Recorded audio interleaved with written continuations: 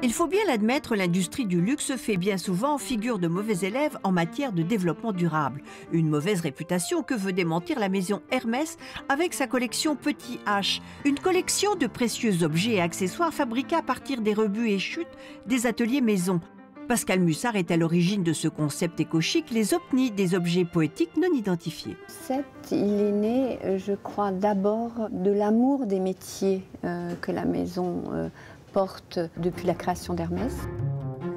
De l'amour aussi du choix des matières pour le respect de nos clients et de choisir la plus belle matière qui va s'embellir.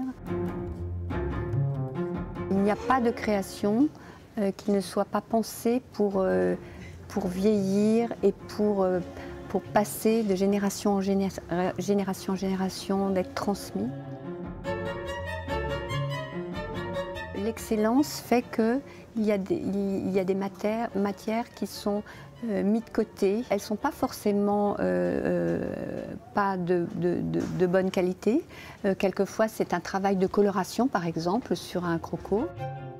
Tout ce travail aussi, peut-être de prototypage, de 1000 idées que la maison crée, qui sont abandonnées parce que les collections, elles ont leur rythme effréné qu'elles doivent avoir. Il fallait que je la récupère, que je la mette dans un endroit, dans une caverne d'Ali Baba, que je la présente à des créateurs qui n'avaient pas forcément la chance de travailler des matières aussi exceptionnelles.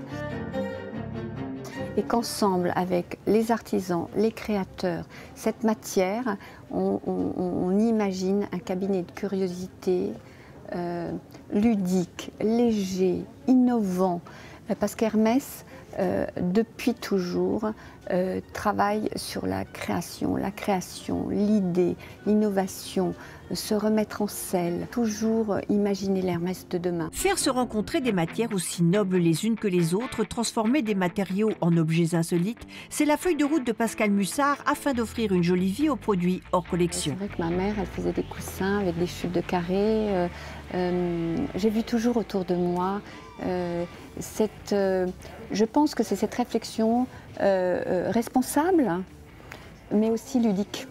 L'idée du détournement, l'idée d'imaginer, l'idée de faire un cadeau en le faisant soi-même et de le faire bien, avec soin, de qualité, d'excellence. Tous les corps de métier maison sont présents dans cet atelier de recréation, de la maroquinerie à la couture, en passant par l'orfèvrerie ou l'art de la porcelaine. Ici, le maître mot, c'est recréation, récréation. Le souci de ce carré, c'est cette petite tache. Donc dans ce cas, l'idée a été de prendre en biais le carré et de faire des petits tubes que nous avons ensuite tressés pour en faire ce petit filet.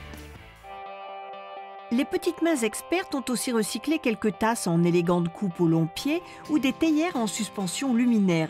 Il fallait y penser. Alors ça, par exemple, c'est une théière qui était cassée. Quand Gilles Jeunman l'a vu, immédiatement, il m'a proposé de faire un porte-manteau. Et avec Frédéric et Michael, nous avons imaginé le support sur lequel la théière pouvait être posée. Ce travail-là, il est pas loin, il est venu après, par exemple, celui-là. C'était une ancienne assiette cassée. Et Gilles Jeunman avait fait cet anneau, ce disque, pour en faire suite un bijou. Et je trouvais que c'était pas tellement bien fini à l'intérieur et que ça pouvait s'abîmer. Et donc, à l'aide des orfèvres de chez Puyforca, qui m'ont proposé, avec Gilles, de nous mettre une bague en argent. Et ça a été le commencement de ce travail de découpe.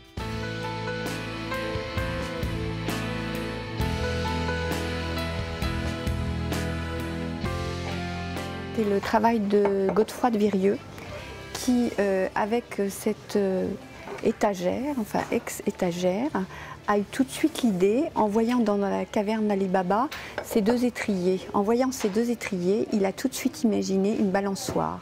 En croco, une démonstration qui en dit long, normal pour celle qui depuis son enfance est surnommée dans la maison « Madame, on ne jette pas, ça pourrait toujours servir ». Godefroy de Virieu, qui est le même, a aimé justement ces petits détails qui faisaient que ce n'était pas linéaire et extrêmement symétrique. Et il m'a proposé de suivre la partie du crocodile, de le découper et d'en faire des bracelets qui sont à leur façon tous uniques. Regardez, vous voyez, on a justement suivi l'imperfection. Mais c'est notre envie, de sauvegarder et d'anoblir une partie qui n'était pas extrêmement symétrique. Cette seconde collection d'OPNI, objets ressuscités, uniques ou en série très limitée, renoue avec les origines de la maison, le travail complice avec les artisans en version développement durable. Et je trouve que cette liberté que l'on m'a donnée avec les matières autour de nous, des créateurs légers, ludiques, de métier, tout ça ne pouvait pas ne pas éclore. Il fallait que la maison essaye et profite et propose ces collections nomades.